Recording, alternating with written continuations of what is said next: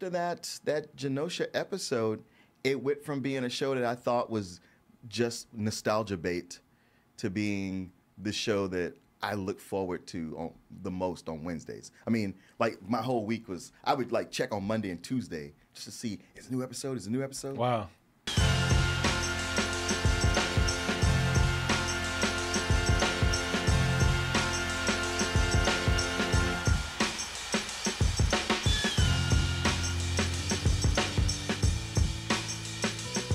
Oh, sad day, man. Yeah. Sad day. Yeah.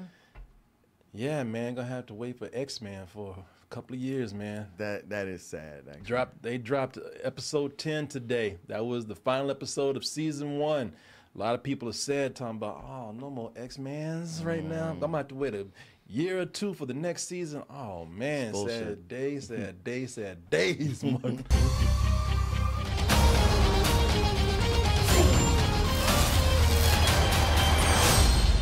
We get this done by working together as a team. Jeez, Bob, keep buzzing in my ear. God damn, can't you support me for once?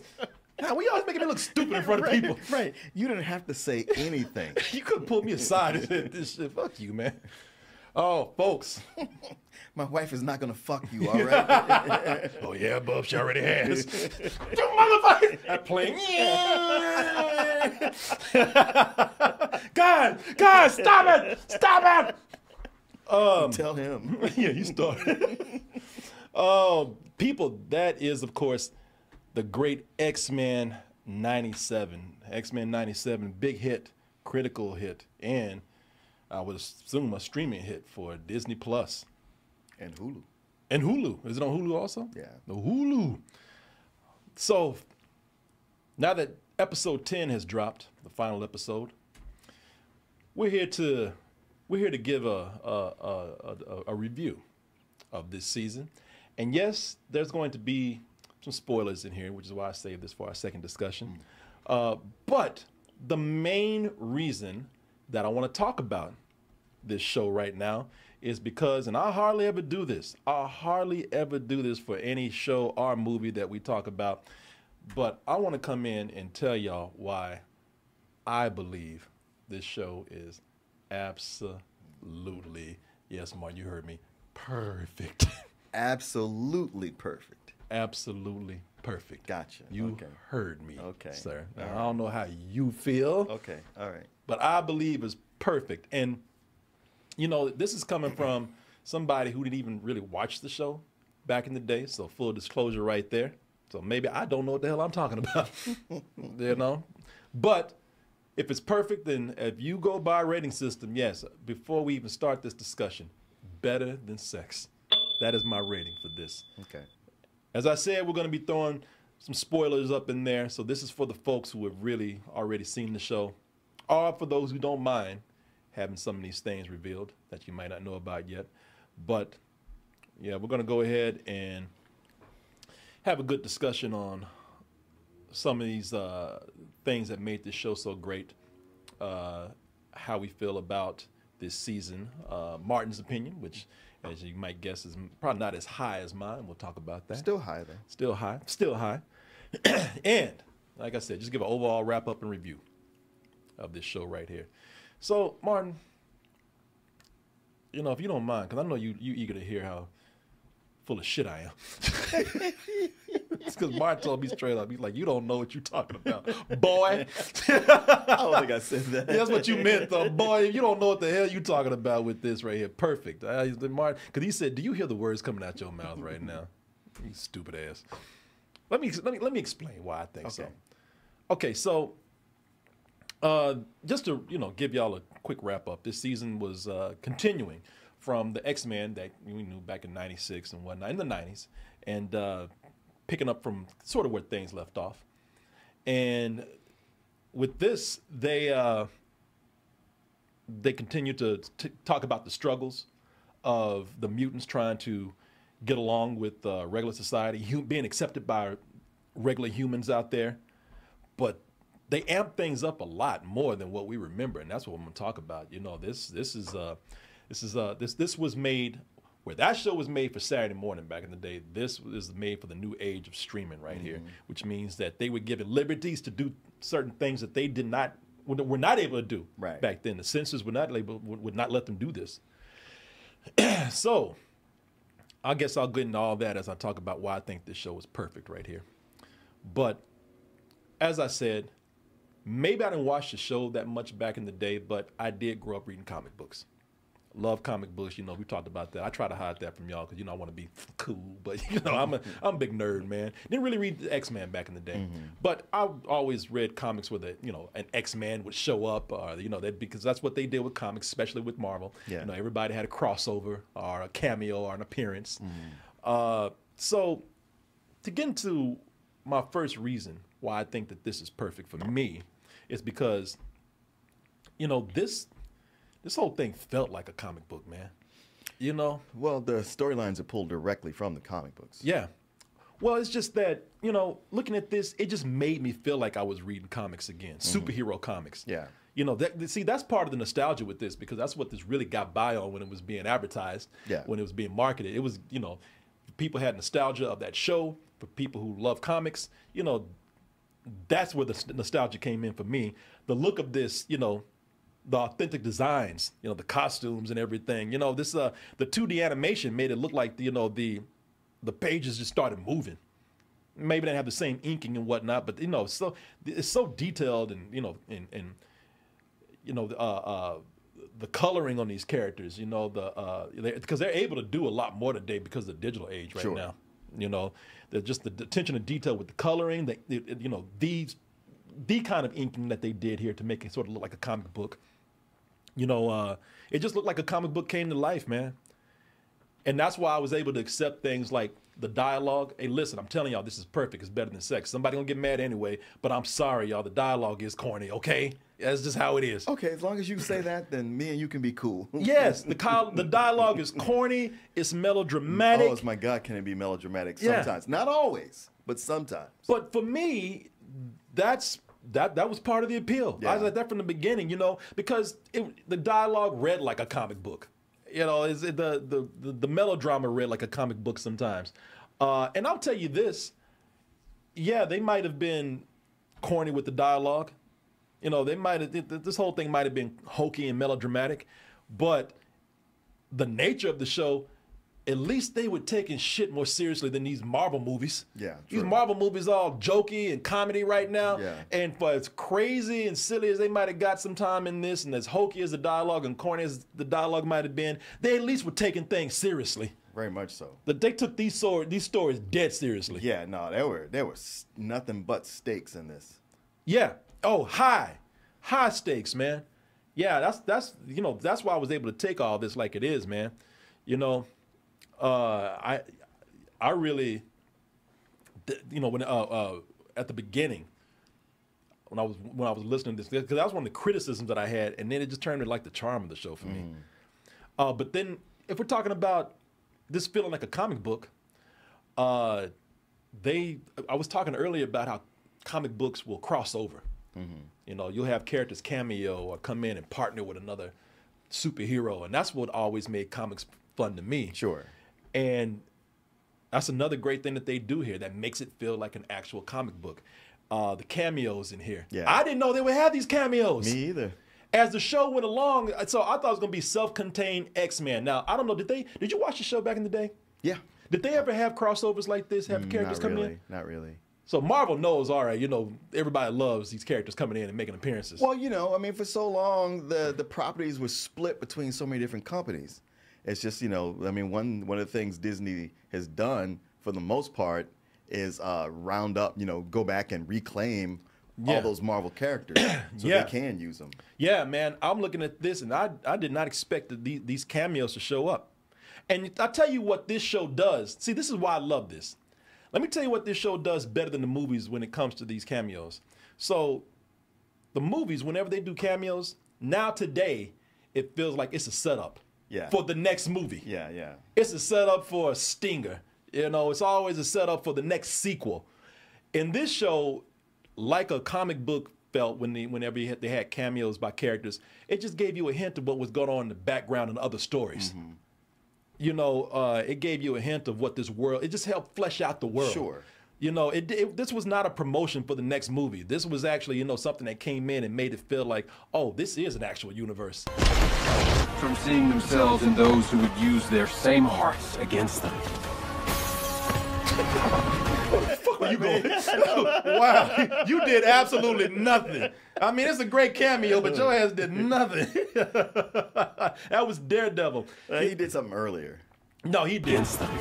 But damn, it took him out like a bitch. He did something when he stopped like some damn street thugs. Yeah. Going up against these sentinels there. They got his ass good. But that, you know, if you watch the show again, that's why I'm not going into any story or anything, because this is for the people who watch the show. But you know that the character of Bastion, who came in, who knew he would have been the big Thanos of this, man?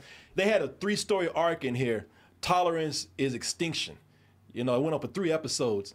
And I love this because between him and Magneto, boy, they were fucking things up. Magneto was cut off all the electricity in the world. An EMP around the world. Yeah, and this man releasing damn zombies, and then there's an asteroid coming down. But when Magneto took out all the electricity, what I love about this is, see, this is how it was cool. It's like they didn't come in and, you know, just had these cameos to introduce an upcoming show. They showed how these people were operating, you know, having to deal with all this, you know, all these things that these mutants are unleashing. Like, you know, how is Doctor Strange operating? You know, how's Daredevil taking care of the streets? Yeah.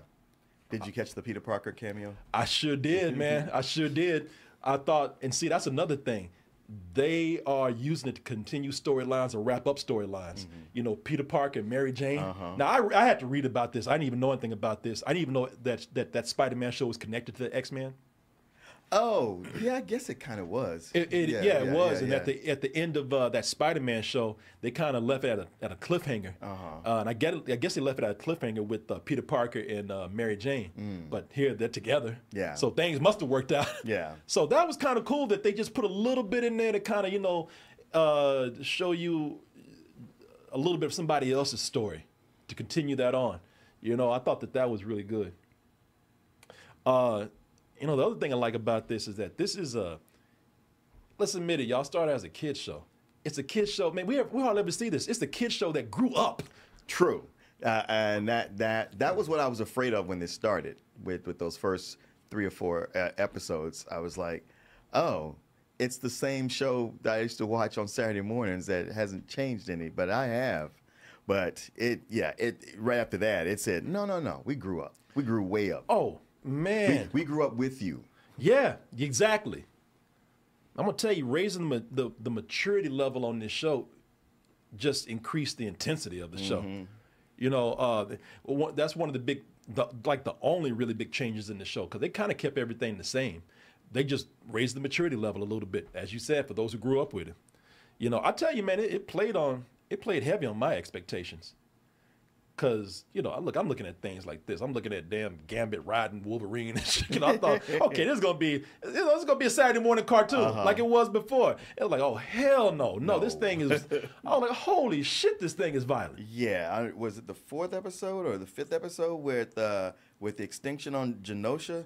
And I was just like, oh, this show's a whole different animal than I thought it was. Mass murder. Yeah. People, genocide. You know, and that's what it was. This thing got, and they said bullshit. It got more violent as it went along. You know, because and you know they had blood. They had, like I said, they had mass murder. They had impalings. Like when we saw Gambit, when he got stabbed, and I thought they were gonna bring him back, which they probably will, but not this season. The cards always be in my favor. Like, well, fuck. Yeah, when you're fighting, don't talk. Yeah, don't. If he had shut up, he probably could have dodged that.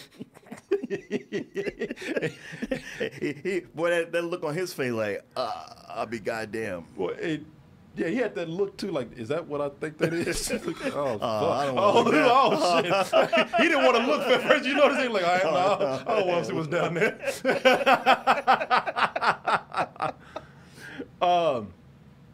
Yeah, you know, that's one of the major characters they killed off, and I'm sure they can bring him back, and they probably will. But he stayed dead for this whole season, and like I said, you know, they show blood. Yeah. Now, That's one thing. I'm like, I could see them kind of getting away with that because we probably know that Gambit's going to come back, and the kid's a little more mature today. They can handle blood and whatnot. But man, they just pretty much committed cold murder. Oh yeah, in one episode. I'm thinking about when the character Bastion killed what's his name, Gyrich? Yeah, Gyrich. Gyrick, the guy that killed Professor X. He assassinated Professor X, right? Gyrick. Yeah, he went. So Sebastian came in and, you know, put his shades on, made him feel cool. And that guy was talking shit too. He's like, "Yeah, we back, baby." Just as you dreamt it. Yet you nearly ruined my surprise. And I didn't think they were gonna do it. I thought he was gonna do that thing of like, now that's just a taste of what will happen if you anger me again. You know, something like that. And it's like, nah, that shit went flatline. Yeah, Bastion for the most part when they kind of No, he was cold. He said, shit, I'm a man of my word. When I come in and do something, you goddamn right. We going through with this. I was like, holy shit, they did it. I know. Put his glasses back on him. Nah, you didn't earn those glasses. Fun fact, not that fun. That character Gyrick started out in the Avengers. Really? And you know how they have, like in the MCU, they have the Sokovia Accords, but it was it was like the Avengers came home to the mansion and he was there. He was like, yeah, listen, the government sent me to put some regulations down on you guys because you're out of control. Oh, really? So everybody wants to do this to him. Yeah. Shit, Bastion did what nobody wanted to do. Bravo. Just as you dreamt it. Yet you nearly ruined my surprise. What? Wait. All right, man, okay. He's like, wait a minute, you put my shades on. Yeah, so you could die cool. Yeah, shit. I like the way you say everybody want to do that. Captain America want to do that. Yeah. Yeah, I was impressed that they were, you know, that they took it that far. Never would have done this on Saturday morning. Oh, never would have done this. No. If it would have happened, it would have been off camera. Yeah. You would have heard that he was dead. Yeah. Or something like that. Or just, that. you know, off camera, sound effects. They wouldn't even done that for Saturday morning. Well, sometimes they could find a way, like, really? All right, you're going to kill one person this season. Off camera. It's implied. Maybe he didn't die. Maybe he just choked. Okay. But yeah, no, they let you know. Oh yeah. Right no, here. there's no ifs, ands, or buts on that. No. So I mean, am I making sense right now? I mean, I'm not too crazy, right? With my No. I don't think you're crazy. I mean, I was just like, you have to acknowledge how corny and melodramatic some of the dialogue is, and it's not that way all the way through. And that's what got me, because there's several episodes where it's not like that. Because I thought it was that way in the beginning, and then it wasn't as things got really serious. Yeah. But then later episodes, like the last one, it came in kind of hard, and I was like, "Come on, y'all, you don't have to do this." Oh, what they say in movies now when somebody's about to die, they're like, "You don't have to do this." You don't have to do. Oh no, that last episode was nerve-wracking, man. I mean, I don't know. Did you like the last episode? I liked it, but I didn't like it as much as the previous ones, because I was like, some of this. Like, boy, don't get. Cyclops is probably the biggest perpetrator, but Professor Xavier and Magneto, they can chew up scenery themselves. Oh, they do, man. No, they do. I was like, this is a soap opera like right now. We think chew up scenery. Almost like chewing a good meal from Factor, man.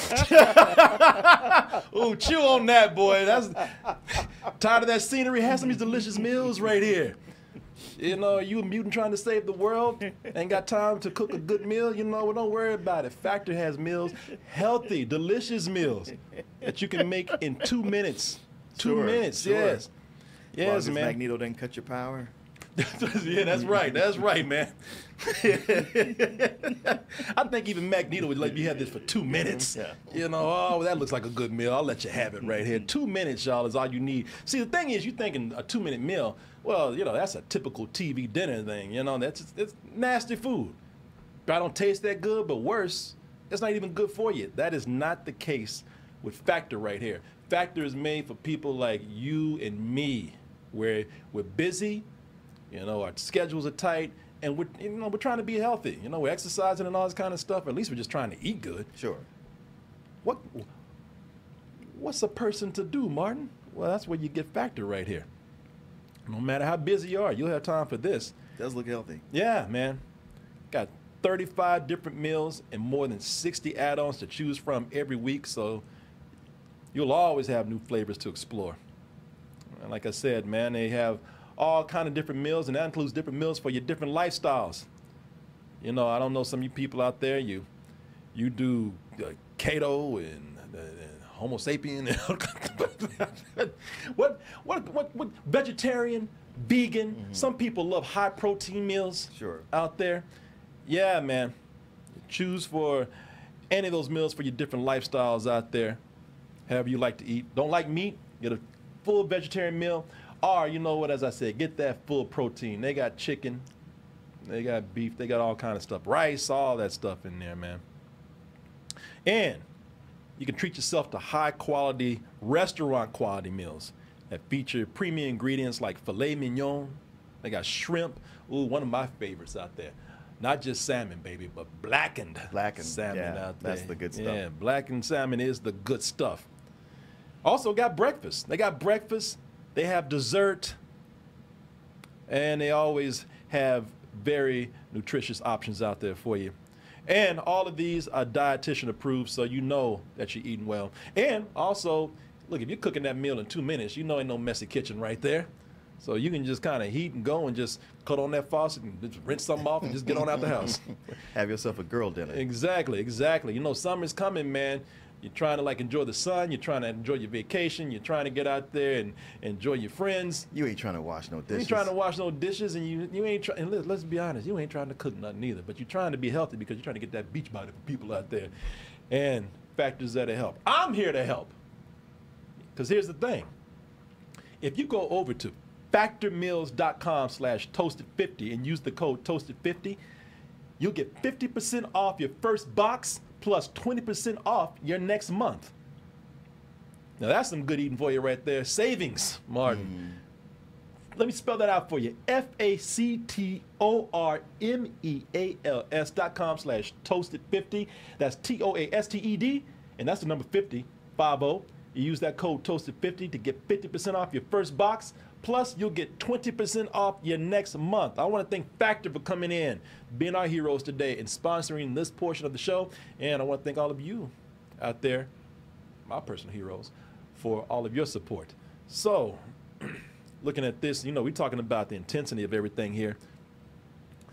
For a show that's animated with very soap opera-ish, melodramatic dialogue, these characters wearing these, you know, these crazy costumes and whatnot, I was so nervous for what was going on most of the time. You know, forget the characters. I felt like the world was at risk. Sure. Most of the time. Now, of course, the world of the show. I ain't think, you know, about the real world. Well, the real world's not in great shape. No, not either. I got enough to worry about out here. But it's, hey, listen, it looked all right compared to what they were doing here. True. Asteroids about to come down. Yeah, extinction level event. Extinction level events. And, you know, as I said, you know, electricity is cut off. And this was happening several times. You know, and like I said, after Genosha, the stakes were high. You know, they pretty much committed genocide over there. But in that three-parter, Tolerance is Extinction, man, as you said, there was so many world-threatening events going on. The sky is on fire. Mr. President, the gravity core. Robert, vote yes and you'll best. Man, just the way the president was sitting up there, just because he's like, shit, we're fucked. I don't know what y'all looking at me for. Yeah, you know, it was everything that was happening, you know, and of course, you know, you have all the heroes here. Like, if Black Panther and Captain America is saying we're fucked, and right, it's done. For only history could be conned into forgiving us. Sir, King T'Chaka is right. This could do more harm than good. I love that, man. He's looking at his intel and everything. That's another thing I liked about this. Yeah, he's looking at like, there's no good answer here. No, none. The president looked helpless. The heroes looked helpless. You know, yeah, there was some very intense storytelling here, and I think because I think they did a great job at exceeding just the superhero stuff and bringing in the politics. They did a great job of bringing in the politics. Yeah. Like the world's politicians trying to work with mutants. You know, and it was scary. I mean, it had horror movie moments to this. Well, I think it also helps that you didn't have everybody in the government saying, "Yeah, mutants are bad. We gotta lock them all up." You had a lot of people who were sympathetic to the mutants. Yeah. Well, to a certain point. Well, when you got somebody like Magneto pulling something like this, it's like, yeah, okay, you win. We gotta get rid of all of them. I just thought they had some creepy elements in here, man. Real creepy elements. Like, and again, I thought that this was kind of cool how they mixed it in with politics, how they mixed it in with social issues. I mean, some of these things felt like, you know, they were allegories for what's happening in the real world. You know, the people who don't like mutants, not because they're just freaks and they're scary, but because, you know, these people they're going to take our jobs. Yeah. You know, these people are going to come in here and... Well, they're going to replace us as a species. They're going to replace us as a species, but then they're going to start with our jobs. You know, because I like the way they sold it to the people on a basic level first. Like, look, if you can't see far ahead enough to see extinction, and keep in mind, what they're doing in this show, they're talking about replacement theory, just like we do today with immigrants. Right. They were talking about replacement theory. They say, you know, if you can't see further down the line where you're obsolete, extinct, let's start out with what happens when they take your taxi cab driving job away because somebody can teleport. You know, what happens when they're making us all unemployed. And so they were playing on people's fears so much that people volunteered to have themselves turned into monsters, man. I thought that was brilliant when they all just start snapping and turning into creatures. They've been told over and over that the future is leaving them behind. But I invite them to be relevant again. You know, these people are willing to sacrifice their lives to be zombies to protect, you know, what they feel like is the human race based on propaganda or fear-mongering and whatnot. I thought that was... See, that's what I'm talking about. That's some brilliant storytelling in I here. also like that Average Joe is a dude with a mullet and a soul patch. Hey, man, this was in the 90s, I know, man. You know, come on. I know. You know, shit, it wasn't in the 90s. That's when it happened where it wasn't just for rednecks no more. I mean, I guess his MAGA hat fell off. But see, listen, that's... Because I just saw down here because they're talking about there's a lot of red pill people who are just criticizing this show, and you know, shit, what kind of support does that look like today? They said, listen, they're not even trying to hide it. They're like, yeah, this Kid Rock looking motherfuckers up here. These are the kind of people that's falling for this. Yeah, this is the dude that would have stormed the Capitol today. Yeah. Yeah, you know. So we're talking about the complex storytelling right here, man. And I always thought, like, you know what? I did think that this was really complex because, listen, you know, average Joe rat tail mullet man over here, you know, it's easy to criticize him as being ignorant, but man, I understand why humans are scared. I mean, because you got at least one mutant trying to not just, you know, just fight for mutant kind, but he's trying to destroy humans. I mean, this show, like, all at once, you got one fool cut off everybody's electricity, another one's launching an asteroid towards the planet. Yeah. You know, and yeah, it's like, yeah, you always have them, the threat of one of these mutants trying to destroy the human race. Right. I get why these people feel this way. Of course. It's like, okay, we know these different governments have nuclear weapons, but this would be like, yeah, just some people have some. Yeah, exactly. And you're like, wait a minute. What happens if they get pissed off at work? Yeah, exactly, man. Now, these people have a right to feel like they do. I mean, it's not just fear mongering. There is legitimate fear here of what could happen. You know, I like that they kept that to a point where it was hard to take sides with one or the other if you're really watching the show. I mean, you know, if you're not just like going there and like, oh, I love the X-Men. Yeah, they're right all the time. Nah, it's like, man, you know, these people have a right to fear mutants. You know, and by the way, mutants are way more dangerous than humans right now. Sure. Can't no human launch a fucking asteroid at the planet. Right. The only thing that keeps mutants down is they don't have the numbers. Yeah. You know, and it's about, again, there's no easy answers. You know, you have one guy who, somebody in the chat said it right here. He saw the worst in humanity and was just never able to get over it. You know, he lived in his own fear. Yeah. There's some real deep complexities to this show, man. You know, that goes way beyond just a cartoon superhero show. I mean, the writing on this is brilliant as far as, you know, again, the messages behind it. You know, and as soap opera as this may be, man, it's still emotional. They don't see they could have easily have leveraged up the violence just to make cool looking action, but they didn't do that. All the violence in this, it has meaning. It has a lot of it has an emotional impact. You know, Rogue, poor Rogue, she had PTSD through this whole thing, man, because they killed her man. Right. Yeah, at one point, she lives up to her name and goes rogue. Yeah, it sure does. Yeah, you know, people carry all these deaths in this show have an impact. You know, all of this means something. You know, nothing is just somebody died and they just forgot about it. You know, again, the whole theme of genocide in this. But you know, there's other things that here that are very emotional that I thought they handled very well. I thought the story of Cable was done pretty well because you have. That's Scott Summers' son. Yeah. And what's her name's? Jane's son. Well, Madeline Pryor. It's her clone. Yeah. You know, so Scott Summers is a 30-something-year-old man who's looking at a man who looks like he's 49. And talking about, I love you, son. It's ridiculous, but I think that they made it work. You know what? By the end, they did. They're good eyes. And now they're yours. I love you, son. You know, I thought... So Cable, of course, is the kid that was sent to the future and then came back as a grown man, older than his parents. And that whole... I thought that was going to be... I didn't think they were going to handle that well. But I thought, man, they did a great job with that. They did. You know, because they didn't treat it as cheesy as some of this dialogue is, as I keep saying. They didn't handle the situation cheesy. And that's what I'm saying. Like the cheesiness, it's not always there. And that's one of the scenes where this works. This is not melodramatic. Yeah. No, I actually love this storyline. And they get a bunch of things off like that. There was that point when Magneto was like, listen, who's with me? Who's with Charles? Yeah. And yeah, Rogue, of course, is going to go with him. But then when Sunspot does, you're like, oh, for real? Julie's been taking you around and everything? I know. And okay. Well, he had just come out to his parents, too. And his mom tried to turn him in. Yeah, exactly. So he was pissed at that moment. I see why he did it. That struggle between Magneto and Professor X is still painful, man.